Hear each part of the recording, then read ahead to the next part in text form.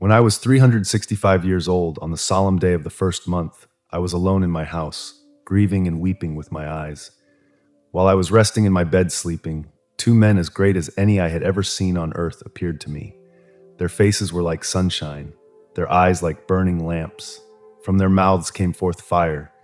Their clothes were a plumage of feathers, and their arms like golden wings at my bedside. They called me by my name, Enoch, Enoch. They said, I arose from my sleep.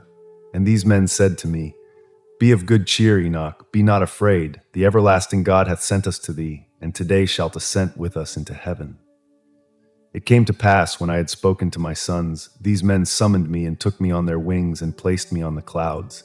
The clouds moved, and again higher I saw the air, and going still, higher I saw the ether, and they placed me in the first heaven. While Enoch was walking with the one Elohim, then he was not found, for Elohim took him away. And in the heavens, accompanied by the Anunnaki, they told Enoch about the secrets of life and death, and the moment when the angels fell, the fallen angels. Part 1. The Watchers. As the children of men multiplied on the earth, their daughters were born with striking beauty and grace. The angels, known as the children of heaven, looked upon these daughters with desire. Come, they said to one another, let us choose wives from among the children of men and beget children. Their leader Semjaza voiced his concern. I fear you will not indeed agree to do this deed, and I alone shall have to pay the penalty of a great sin. But the angels, resolute in their decision, answered him, Let us all swear an oath and bind ourselves by mutual imprecations, not to abandon this plan, but to do this thing. So they all swore together and bound themselves by mutual imprecations upon it. In total, there were 200 angels who descended in the days of Jared, alighting upon the summit of Mount Hermon. They called it Mount Hermon because they had sworn and bound themselves by mutual imprecations upon it. Among these fallen angels, the leaders included Samlazaz, Arakelba, Ramil, Kokoblel, Tamlel, Damlel, Ezekiel, Barakijal, Asael, Armaros, Badarel, Ananel, Zaklel, Samsapil, Sadarel, Torel, Jomjael, and Sariel, each commanding a division of 10. These fallen angels took wives for themselves, each choosing one, and began to defile themselves with them. They taught their human wives charms, enchantments, and the cutting of roots, introducing them to the secrets of plants. The women became pregnant and bore giants whose height reached 3,000 ells. These giants consumed all the resources of men, and when men could no longer sustain them, the giants turned against humanity and devoured them. The giants and fallen angels began to sin against birds, beasts, reptiles, and fish, even turning to devour one another's flesh and drink their blood. The earth, overwhelmed by the lawlessness, laid accusation against these transgressors. Azazel, one of the fallen angels, taught men to make swords, knives, shields, and breastplates. He revealed the secrets of the metals of the earth and the art of working them. He taught the crafting of bracelets, ornaments, the use of antimony, and the beautifying of eyelids, as well as all kinds of costly stones and coloring tinctures. As a result, godlessness increased, and they committed fornication, leading them astray and corrupting their ways. Semjaza instructed them in enchantments and root cuttings, while Armaros taught the resolving of enchantments. Barakijal shared the knowledge of astrology, Kokobel explained the constellations, Ezekiel revealed the secrets of the clouds, Arakiel the signs of the earth, Shamsiel the signs of the sun, and Sariel the course of the moon. As men perished, their cries rose up to the heavens, pleading for relief from the corruption and violence brought by the fallen angels. Intercession of angels. Michael, Uriel, Raphael, and Gabriel looked down from heaven and saw the bloodshed and lawlessness ravaging the earth. Their hearts grew heavy with sorrow and anger. They spoke to one another. The earth, once a place of peace, now cries out with the voices of the afflicted, their cries reaching the gates of heaven. The holy ones of heaven were moved by the pleas of the souls of men who implored, Bring our cause before the Most High. The archangels addressed the Lord of the ages, Lord of lords, God of gods, King of kings, and God of the ages. Your throne of glory stands for all generations. Your name is holy, glorious, and blessed unto all ages. You have created all things and hold power over all.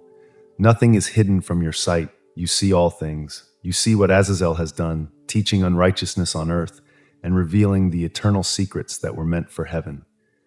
Samlazaz, who was given authority to lead, has led his associates astray. They have gone to the daughters of men, slept with them, and defiled themselves. They have revealed all kinds of sins to them. The women have borne giants, and the earth is now filled with blood and unrighteousness. The souls of the dead cry out, making their pleas at the gates of heaven. Their lamentations ascend and do not cease because of the lawless deeds wrought on the earth. You, who know all things before they come to pass, have seen these events and allowed them, yet you have not told us what we are to do to them. Then the Most High, the Holy and Great One, spoke. He sent Uriel to the son of Lamech, saying, Go to Noah and tell him in my name, hide thyself. Reveal to him that the end is approaching, that the whole earth will be destroyed by a deluge. Instruct him so that he may escape, and his seed may be preserved for all generations. The Lord then commanded Raphael, Bind Azazel hand and foot and cast him into the darkness. Make an opening in the desert, which is in Dudael, and cast him there. Place rough and jagged rocks over him, cover him with darkness, and let him abide there forever. Cover his face so that he may not see light. On the day of great judgment, he shall be cast into the fire. Heal the earth that the angels have corrupted. Proclaim the healing of the earth so that all the children of men may not perish because of the secret things the watchers have disclosed and taught their sons. The whole earth has been corrupted by the works taught by Azazel. To him ascribe all sin. To Gabriel the Lord said, Proceed against the bastards and the reprobates, and against the children of fornication. Destroy the children of the watchers from among men. Send them to fight each other in battle, so that they may destroy one another. They will not live long lives, and no request they make will be granted to their fathers on their behalf, for they hope to live an eternal life, and that each one of them will live 500 years. The Lord then spoke to Michael, Go bind Samlazaz and his associates who have defiled themselves with women, when their sons have slain one another, and they have seen the destruction of their beloved ones. Bind them fast for 70 generations in the valleys of the earth, until the day of their judgment. They shall be led off to the abyss of fire, to the torment and prison, where they shall be confined forever. Whoever is condemned and destroyed will be bound with them to the end of all generations. Destroy all the spirits of the reprobate and the children of the watchers, because they have wronged mankind. Destroy all evil from the face of the earth, and let every wicked work come to an end. Let the plant of righteousness and truth appear, and it shall be a blessing. The works of righteousness and truth shall be planted in joy forevermore. Then all the righteous shall escape and live until they beget thousands of children. They will complete their days in peace, living long lives filled with joy. The whole earth shall be tilled in righteousness and be filled with blessing. All desirable trees shall be planted, vines will yield abundant wine, and the seed sown will bear 1,000-fold. Each measure of olives shall yield 10 presses of oil. Cleanse the earth from all oppression, unrighteousness, sin, and godlessness. Destroy all uncleanness from the earth. All the children of men shall become righteous, and all nations shall offer adoration and praise. The earth shall be cleansed from all defilement, sin, punishment, and torment. I will never again send upon it such afflictions from generation to generation and forevermore. In those days I will open the storehouses of blessing in heaven, pouring them down upon the earth. Truth and peace shall flourish throughout all the days of the world and through all generations. Before these things Enoch was hidden, and none of the children of men knew where he was or what had become of him. His activities involved the watchers, and he spent his days with the holy ones. Enoch, blessing the Lord of Majesty and the King of the ages, was called by the watchers. Enoch, scribe of righteousness, they said, Go declare to the watchers of heaven who have left the high heaven, the holy eternal place, and have defiled themselves with women. Tell them, You have wrought great destruction on the earth, and you shall have no peace nor forgiveness of sin. As you delight in your children, you will witness their murder and destruction. You shall lament over their deaths and make supplications for eternity, but mercy and peace you shall not attain. Enoch went to Azazel and declared, Azazel, you shall have no peace. A severe sentence has been pronounced against you. You will be bound and receive no tolerance or request for forgiveness because of the unrighteousness you have taught and the godless deeds you have shown to men." Enoch then spoke to all the watchers. Fear and trembling seized them, and they begged him to draw up a petition for their forgiveness and to present it to the Lord of heaven. They could no longer speak with him or lift their eyes to heaven, ashamed of their sins and the condemnation they faced. Enoch wrote their petition and prayer regarding their spirits and deeds, seeking forgiveness and length of days. He went to the waters of Dan in the land of Dan, south of the west of Hermon, where he read their petition until he fell asleep. In his sleep, a dream came to him. Visions of chastisement fell upon him, and a voice commanded him to tell it to the sons of heaven and reprimand them. When Enoch awoke, he found the watchers gathered together, weeping in Abel's jail between Lebanon and Senezar, their faces covered. He recounted all the visions he had seen in his sleep and began to speak words of righteousness, reprimanding the heavenly watchers. Book of the Words of Righteousness. The Book of the Words of Righteousness, a record of the reprimand to the eternal watchers, was given according to the command of the Holy Great One in a vision that Enoch saw in his sleep. Enoch, with the breath of his mouth and the tongue of flesh, spoke the words bestowed upon him by the Great One, given to men to converse and understand with the heart. As he has created and given to man the power of understanding the word of wisdom, so has he created me and given me the power to reprimand the watchers, the children of heaven. Enoch began. I wrote out your petition, and in my vision it appeared that your plea will not be granted unto you throughout all the days of eternity. Judgment has been passed upon you, and your petition will not be granted. Henceforth you shall not ascend into heaven for all eternity. In the bonds of the earth, the decree has gone forth to bind you for all the days of the world. You shall witness the destruction of your beloved sons, and you shall find no pleasure in them. They shall fall before you by the sword. Your petition on their behalf shall not be granted, nor will your own, even though you weep and pray and speak all the words contained in the writing I have written. In my vision, clouds invited me, and a mist summoned me. The course of the stars and the lightnings hastened me, and the winds in the vision caused me to fly, lifting me upward and bearing me into heaven. I approached a wall built of crystals surrounded by tongues of fire, and it began to affright me. I entered the tongues of fire and drew near to a large house built of crystals, with walls like a tessellated floor made of crystals and its foundation of crystal. Its ceiling was like the path of the stars and lightnings, and between them were fiery cherubim, and their heaven was water. A flaming fire surrounded the walls, and its portals blazed with fire. As I entered, the house was hot as fire and cold as ice. There were no delights of life within. Fear covered me, and trembling seized me. As I quaked and trembled, I fell upon my face. I beheld a vision of a second house, greater than the former, with an open portal before me, built of flames of fire. In every respect, it excelled in splendor and magnificence. Its floor was of fire, and above it were lightnings in the path of the stars, and its ceiling was flaming fire. I saw therein a lofty throne, its appearance like crystal, with wheels as the shining sun, and there was the vision of cherubim. From underneath the throne came streams of flaming fire so intense that I could not look upon it. The great glory sat upon the throne, his raiment shining more brightly than the sun, whiter than any snow. None of the angels could enter to behold his face due to the magnificence and glory. No flesh could endure his presence. The flaming fire encircled him, and a great fire stood before him. 10,000 times 10,000 were before him, yet he needed no counselor. The most holy ones who were near him did not leave by night nor depart from him. As I lay prostrate, trembling, the Lord called me with his own mouth, "Come here, Enoch, and hear my word." One of the holy ones came to me, waking me, and made me rise up and approach the door.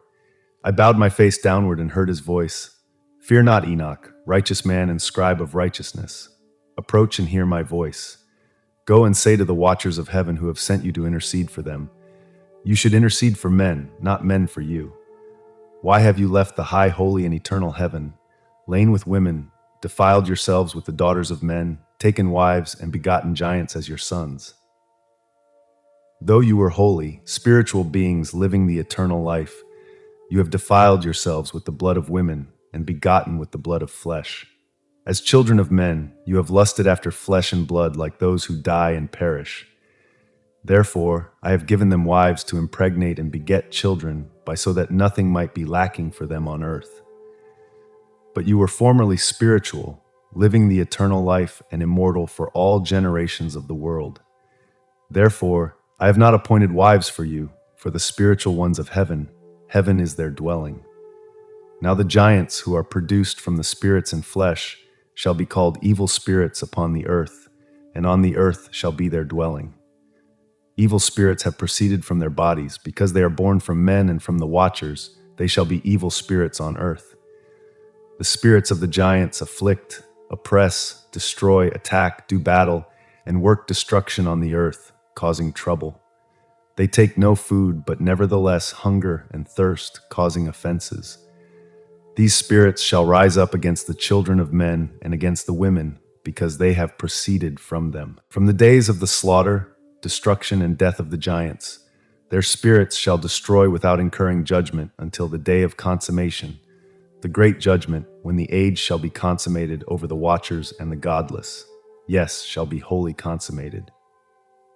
As for the watchers who have sent you to intercede for them, who were once in heaven, tell them, you have been in heaven, but not all the mysteries were revealed to you. You knew worthless ones, and in the hardness of your hearts, you have made them known to the women, causing much evil on earth. Therefore you shall have no peace. Taken by angels, Enoch recounted the incredible journey the angels had taken him on, transporting him to a realm where those present resembled flaming fire, yet could appear as men at will. The angels led him to a place of profound darkness, to a mountain whose summit touched the heavens. In this mystical place, Enoch saw the locations of the luminaries, the treasuries of stars and thunder, and in the deepest depths a fiery bow and arrows, a quiver, a fiery sword, and all the lightnings.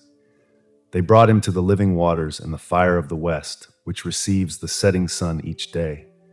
He came upon a river of fire, its flames flowing like water, discharging into the great sea towards the west. Enoch saw the great rivers and ventured to the vast darkness, a place where no flesh walks. He saw the mountains shrouded in winter's darkness, and the source from which all the deep waters flow. Enoch witnessed the mouths of all the rivers on earth and the mouth of the deep. He saw the treasuries of all the winds, and how the Creator had furnished the whole creation with them, grounding the firm foundations of the earth. He observed the cornerstone of the earth and the four winds that support the firmament of heaven. He saw how these winds stretched out the vaults of heaven, their stations between heaven and earth, acting as the pillars of heaven. Enoch watched the winds of heaven turn, bringing the sun and stars to their settings. He saw the winds on earth carrying the clouds and the paths the angels tread. At the end of the earth, Enoch saw the firmament of heaven above. He proceeded to a place burning day and night, where 7 mountains of magnificent stones stood. 3 were towards the east and 3 towards the south. Of those towards the east, 1 was of colored stone, 1 of pearl, and 1 of jacinth, while those towards the south were of red stone. The middle mountain reached to heaven, resembling the throne of God made of alabaster with a sapphire summit. Beyond these mountains, Enoch saw a flaming fire and a region marking the end of the great earth where the heavens were complete. He saw a deep abyss with columns of heavenly fire where columns of fire fell, stretching beyond measure in height and depth. Beyond that abyss was a place without a firmament of heaven above or a firmly founded earth beneath. It was a desolate and horrible wasteland without water or birds. In this place, Enoch saw 7 stars like great burning mountains. Upon inquiring about them, the angel told him, "This is the end of heaven and earth, a prison for the stars and the host of heaven. These stars which roll over the fire are those that transgressed the commandment of the Lord at the beginning of their rising because they did not appear at their appointed times. In his wrath, he bound them until their guilt is consummated for 10,000 years. Uriel further explained, "Here shall stand the fallen angels who have connected themselves with women, their spirits assuming many forms to defile mankind. leading them astray into sacrificing to demons as gods. Here they shall remain until the day of the great judgment, where they shall be judged until they meet their end. The women of the angels who went astray shall become sirens. Enoch alone saw this vision, witnessing the ends of all things, a sight no other man has seen. Enoch continued his journey with the holy angels who revealed the mysteries of the universe to him. He was introduced to the celestial guardians who watch over mankind. These are the names of the holy angels, Enoch began. Uriel, who presides over the world in Tartarus. Raphael, who oversees the spirits of men. Raguel, who exacts vengeance on the world of the luminaries. Michael, who is set over the best part of mankind and over chaos. Sarachael, who is set over the spirits who sin in the spirit. Gabriel, who guards paradise, the serpents and the cherubim, and Rimiel, who is appointed over those who rise. Enoch was then taken to a place of chaos, devoid of a heaven above or a firmly founded earth below. It was a realm of disorder and horror. There he saw 7 stars of heaven bound together, burning like great mountains. Enoch asked, "For what sin are they bound, and why have they been cast here?" Uriel, one of the holy angels who was chief among them, responded, "Enoch, why do you seek the truth with such eagerness? These are the stars of heaven that transgress the commandment of the Lord. They are bound here until 10,000 years. The time appointed for their sins is fulfilled." From there, Enoch was led to another place even more terrifying. He saw a great fire burning and blazing. The place cleft as far as the abyss, filled with great descending columns of fire. Its extent and magnitude were beyond measure. Enoch exclaimed, "How fearful is this place, and how terrible to behold!" Uriel reassured him, "This is the prison of the fallen angels, and here they will be imprisoned forever." Enoch then proceeded to another place, a mountain of hard rock. Within it were 4 hollow, deep, wide, and smooth places. Raphael explained, "These hollow places have been created for this very purpose, to gather the spirits of the souls of the dead until the day of their judgment. All the souls of the children of men assemble here. These places receive them until their appointed period, the great judgment." Enoch saw a dead man making suit, his voice ascending to heaven. He asked Raphael, "Whose spirit is this making suit to heaven?" Raphael answered, "This is the spirit of Abel, whom his brother Cain slew. He makes his suit against Cain until his seed is destroyed from the earth." Enoch inquired about the separation of the hollow places. Raphael explained, "These divisions are for the spirits of the dead, one for the righteous with a bright spring of water, one for sinners who die without judgment in their lifetime, where their spirits are in great pain until the day of judgment, and one for those who make their suit, disclosing their destruction when slain in the days of sinners. Another is for the spirits of those who were not righteous but were sinners and transgressors. Their spirits shall not be slain on the day of judgment, nor shall they be raised from there." Enoch blessed the Lord of glory, saying, "Blessed be my Lord, the Lord of righteousness, who rules forever." He then journeyed to the west of the ends of the earth, where he saw a burning fire running without rest day and night. Enoch asked, "What is this fire that never rests?" Raguel, one of the holy angels, explained, "This is the fire in the west that persecutes all the luminaries of heaven." Enoch continued to another part of the earth, where he saw a mountain range of fire burning day and night. Beyond it, he saw 7 magnificent mountains, each unique and beautiful with glorious stones. The 7th mountain in the midst of them was the highest, resembling the seat of a throne, encircled by fragrant trees. Among these trees was one unlike any other, with a fragrance surpassing all. Its leaves, blooms, and wood never wither, and its fruit is beautiful, resembling the dates of a palm. Enoch marveled, "How beautiful is this tree, its fragrance, and its delightful appearance." Michael, one of the honored angels, responded, "This high mountain, whose summit is like the throne of God, is where the Holy Great One, the Lord of Glory, the Eternal King, will sit when he comes down to visit the earth with goodness. As for this fragrant tree, no mortal is permitted to touch it until the great judgment when it shall be given to the righteous and holy. Its fruit will be food for the elect, and it shall be transplanted to the holy place, to the temple of the Lord, the Eternal King. They shall rejoice with joy and be glad and enter into the holy place. Its fragrance shall be in their bones, and they shall live long lives on earth, free from sorrow, plague, torment, or calamity. Michael continued. Enoch blessed the God of glory, the eternal King, who had prepared such things for the righteous and promised them. He then went to the middle of the earth to a blessed place with blooming trees. He saw a holy mountain with a stream flowing towards the south. Another higher mountain stood to the east with a deep, narrow ravine between them. Enoch marveled at the sight.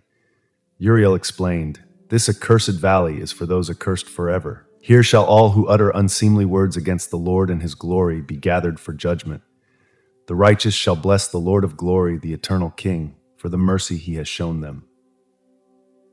Enoch continued to bless the Lord of glory, proclaiming his greatness. He then journeyed to a wilderness in the east full of aromatic trees, exhaling the fragrance of frankincense and myrrh, resembling almond trees. Beyond these, he found a valley of water with fragrant trees like the mastic cinnamon on its sides, and proceeded further east. Enoch encountered more mountains with groves of trees flowing with nectar named Sarara and Galbanum. Another mountain east of the ends of the earth bore aloe trees with stacte, smelling sweeter than any fragrance when burnt. He saw 7 mountains full of choice nard, cinnamon, and pepper to the north. Passing over the summits, Enoch reached the Garden of Righteousness with numerous beautiful and glorious trees, including the tree of knowledge. Its fruit brought great wisdom. Raphael explained, "This is the tree of wisdom from which your forebears learned wisdom, opened their eyes, knew they were naked, and were driven out of the garden."